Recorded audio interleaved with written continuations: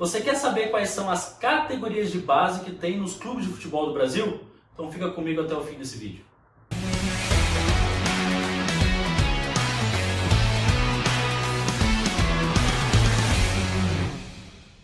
Fala galera, meu nome é Vinícius Crivellaro e eu sou o fundador da Trilha do Futebol. E esse é mais um vídeo para o canal do YouTube. Seja muito bem-vindo. E nesse vídeo nós falaremos sobre as categorias de base e sobre as características de cada categoria para que você entenda em qual momento o seu filho está e o que ele precisa fazer exatamente dentro de cada categoria e de como funciona exatamente esses clubes.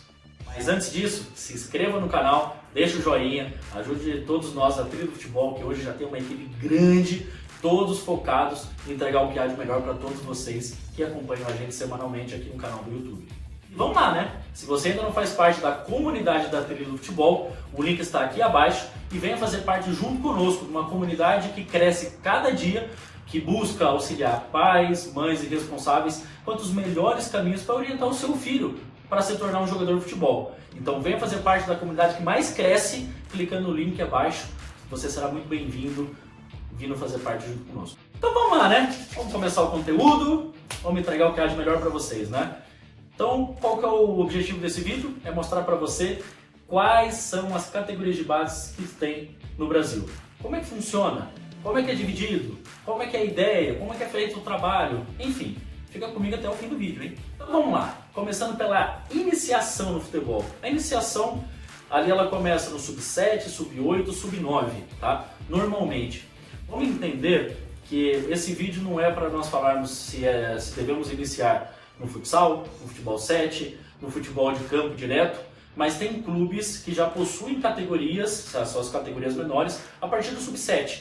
Eu poderia citar alguns exemplos, não é o caso, mas eu poderia dizer para vocês que sim, no sub-7 já tem movimentação de alguns clubes. Por isso que isso se chama núcleo de iniciação.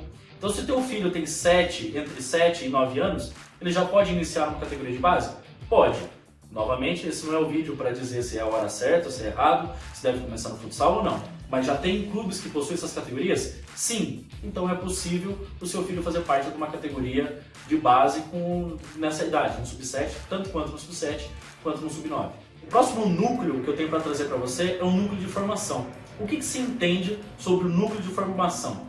Núcleo, que são as categorias sub-11 e sub-13. Vamos lá, como é que funciona sub-11 e sub-13?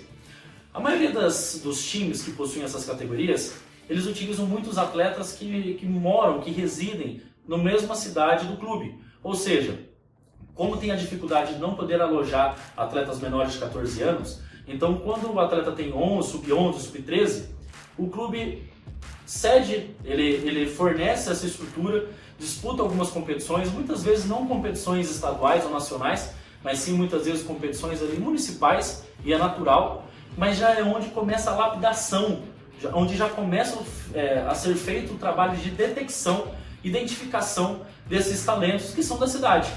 E isso é muito bacana porque a porta de entrada acaba sendo muito grande para esses jogadores. É uma oportunidade desses jogadores que têm menos de 13 anos poder jogar até no clube do coração, poder jogar no clube da cidade, os pais conseguirem acompanhar, até a logística de o pai conseguir acompanhar o treino, levar o filho para o treino, buscar o filho do treino, conseguir conciliar com a escola. É muito interessante isso. Sempre lembrando que na parte do núcleo de formação, o principal objetivo, eu entendo que o objetivo da categoria de base como um todo é a formação do jogador.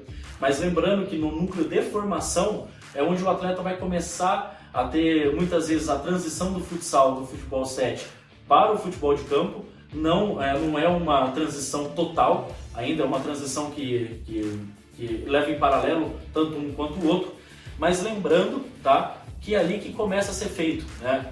O que muitos clubes acabam fazendo? No sub-11, o atleta acaba treinando de 2 a 3 vezes no futebol de campo e de 2 a 3 vezes no futebol de salão ou no futebol 7, para ter essa mescla, para ter esse contato, enfim.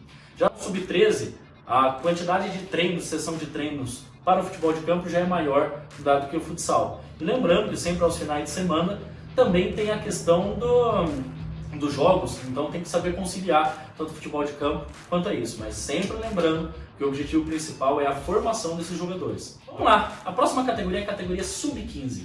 Entre tantas transições que eu sempre falo de categoria do sub-7 para o sub-9, sub-9 para o sub-11, sub-11 para o sub-13, tem uma transição, todas são importantes, mas tem uma que eu acho que é fundamental, que é a transição do sub-13 para o sub-15. Por quê? Tem um fator determinante, o primeiro, que a partir dos 14 anos o atleta já pode ser alojado dentro do clube. Lembra o seguinte, se teu filho, nas categorias menores, ele participa do time, porque a competição é mais municipal, a captação também, já no sub-15 não é assim que funciona. Tem a captação da cidade? Claro que tem. Eu sempre escuto também, mas sub-15 eles só querem jogadores de fora, agora não querem mais saber dos jogadores da cidade. Não é isso. É porque muitas vezes o jogador que vem de fora, ele é mais capacitado do que os jogadores que estão aqui, dentro do conceito, dentro da avaliação do próprio clube. Entenda-se isso, não sou eu que estou dizendo, tá? Mas acontece que a disputa, principalmente no sub-14, ela passa de ser municipal ou até estadual para ser nacional. Então um atleta que mora no Nordeste pode vir fazer uma avaliação no Sul, um atleta que mora no Sul pode fazer uma avaliação no Centro-Oeste. É assim que funciona. Por quê? Porque tem alojamento, porque já tem a estrutura, o sub-15 já participa de competições nacionais, já tem convocações para a seleção brasileira, então já começa a disputar competições até no exterior. Então já começa a ter aquele engajamento da formação mesmo do jogador e ele ter que morar fora de casa, ele vai ter que encarar os desafios longe do pai, longe da mãe. Então já está indo, o funil já está começando a apertar. Lembre-se disso, por isso que eu digo que essa transição ela é muito importante. Até porque muitos jogadores que são aprovados numa categoria sub-15, que estão fora da sua cidade, muitas vezes retornam para casa por saudade, por não conseguir se adaptar. Aqui em Curitiba, principalmente, nós temos uma particularidade que é muito frio, né? Então um atleta que vem do Nordeste ou ele vem de uma realidade diferente do clima que é daqui de Curitiba, não é simples assim ele se adaptar. Mas tanto quanto acontece quando um jogador brasileiro sai daqui e vai para um país na Europa que lá faz abaixo de zero, que neva. Então toda essa adaptação, óbvio, devido às proporções, ela começa principalmente nessa categoria, onde fica longe da família e não é tão fácil assim a adaptação. Bom, o próximo núcleo é o núcleo de desempenho. Ali eu falo muito da categoria sub-17, sub-20 e o sub-23, que é o aspirante principalmente, tá? Mas vamos focar na sub-17 e no sub-20, para vocês entenderem. Você já sabe, você que acompanha os vídeos aqui da comunidade, você já sabe que um atleta, quando ele completa 16 anos, ele já pode assinar um contrato profissional. Ou seja, na carteira de trabalho vai estar lá, profissão, atleta profissional de futebol. E o contrato, muitas vezes, esse contrato inicial, são 3 anos. Então ele pode assinar dos 16, esse primeiro contrato, até os 19. Ou esse contrato pode ser assinado aos 17, já até o sub-20, ali, até os 20 anos. Entenda, já começa uma situação de um núcleo de desempenho, só que o objetivo ainda não muda. O objetivo é o quê? A formação do atleta como um todo, para ele poder ter uma carreira longa dentro do futebol. Entenda isso. Mas já é um núcleo que acaba se exigindo um pouco mais do adolescente, um pouco mais do jogador. Ele já não é tratado mais como criança, né? Mesmo lembrando que o atleta precisa se divertir, ele tem suas cobranças, porque ele é um funcionário do clube, ele tem um contrato com o clube. Mas meu filho tem 16 anos e ainda não tem um contrato profissional, ele tem um contrato amador, mas ainda assim ele tem um vínculo com o clube, ele tem as suas obrigações. O jogador de futebol tem a situação que final de semana esquece. Por quê? Porque muitas vezes final de semana ou está em jogo, ou está em viagem, ou está em concentração, ou seja, não tem como dar sequência ali numa vida normal, digamos assim. Não dá para levar essa vida que muitos jovens com 16, 17 anos acabam levando, 16, 17, 18, enfim. Então tem uma vida diferente. Não estou dizendo que precisa ser tratado diferente, não é essa a ideia. Mas lembrando principalmente na parte do núcleo, que ali é o de formação. A próxima categoria é o sub-20. É a categoria mais próxima da transição, da última transição para como profissional com o sub-23. Por que eu digo direto para o profissional ou passando pelo sub-23? Porque tem alguns clubes no Brasil que não trabalham com essa categoria sub-23, que não trabalham com aspirantes, porque acabam não disputando boas competições organizadas pela CBF, acabam não tendo um calendário, ou seja, não tem uma equipe específica para isso. Pode até participar de algumas competições, mas não tem uma equipe voltada para isso, entende? Então eu entendo o seguinte, o jogador dali no sub-20, ele já tem suas responsabilidades, ele já é maior de idade, muitas vezes já tem contrato profissional, grande parte dos times sub-20 hoje disparados no Brasil possuem um contrato profissional, e tem que levar em consideração que é o próximo passo para boca do funil para conseguir chegar numa equipe principal. E lembra assim, é muito mais fácil entrar numa categoria sub-11, sub-13 do que sub-20, com toda certeza, tá? Até porque o funil é assim. E com o passar do tempo, ele vai apertando. Só que quando chega no sub-20, cai em outro funil. Porque quando o atleta está no sub-20 com um contrato profissional, não é garantia que ele vai ser jogador de futebol profissional.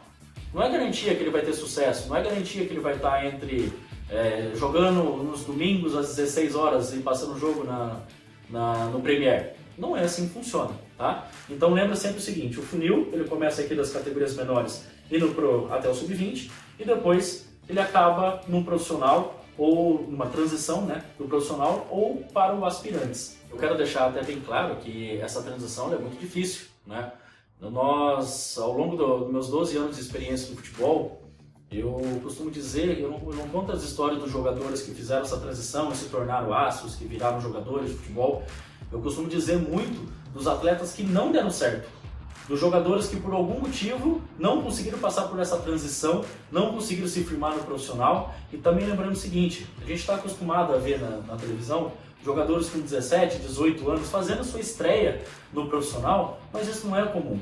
O comum é o jogador passar por todas as etapas do processo para a hora de ele não ter mais idade de jogar numa categoria de base, ele está pronto. Tanto que nos clubes europeus, eu poderia falar aqui em Portugal, na Espanha, na Itália, esse processo de transição eles entendem que um jogador ele começa a ficar pronto mesmo para servir ao profissional com 22, 23 e 24 anos. Só que no Brasil que tem essa pressa do jogador ter que estar pronto com 17, 18 anos, entrar numa partida no Maracanã, fazer 2 gols, dar 3 assistências e uma bicicleta, entende? Mas essa transição é muito importante, ter uma paciência, saber o que está sendo feito, ter um planejamento do passo a passo do que o atleta precisa fazer. Por quê? Porque é justamente a transição onde a maioria dos atletas ficam para trás. Onde a maioria dos atletas trabalham 5, 7, 10 anos da sua vida de dedicação ao futebol e quando chega na parte da transição acabam se perdendo, né, e não conquistando os objetivos que esperam. Então vamos lá, recapitulando o que foi visto no vídeo de hoje, né, falando sobre as diferentes categorias de base, né, sobre o futebol, como é que funcionam, sobre sub-7, sub-9, sub-11, sub-13, sub-15, sub-17 e sub-20, aspirante, e falando um pouco, uma inserção de como é que funciona o profissional, como é que funcionam as transições, quais são as dificuldades de cada categoria. E eu espero que você tenha entendido, você pai que quer ajudar o seu filho, e consiga entender exatamente aonde o seu filho se encaixa, em que momento que ele está e de que maneira ele consegue aproveitar esse momento que ele se encontra, em qual categoria, para conseguir dar o próximo passo e fazer a transição para a próxima categoria. Lembrando, você que ainda não se inscreveu aqui no canal do YouTube da Trilha, se inscreva, deixe seu joinha para ter mais vídeos de qualidade. Também avisando que toda segunda e quarta temos vídeos novos, com mais conteúdos, com mais informação para você que quer ajudar seu filho a alcançar os seus objetivos. Eu quero que você participe comigo, eu quero que você mande sua dúvida, sua sugestão, seu comentário aqui na parte abaixo para a gente melhorar ainda mais essa entrega de conteúdo para você. E olha que demais! Nós temos vários conteúdos para poder entregar, são 2 vídeos por semana, então tem vídeo para muito, mas muito tempo, mas eu quero que você participe, eu quero que você mande aqui abaixo o que você quer aprender, o que você quer entender, o que te interessa para você conseguir dar o próximo passo e buscar essa tão sonhada oportunidade. E finalizando o nosso vídeo de hoje, né? Se você ainda não faz parte da nossa comunidade da Trilha do Futebol, venha fazer parte da comunidade que mais cresce e que mais ajuda os pais a buscarem esse auxílio junto aos seus filhos em busca do sonho de se tornar jogador de futebol. Você ainda não faz parte? Então clica no link abaixo e venha fazer parte junto conosco. Vai ser um prazer ter você junto com nós.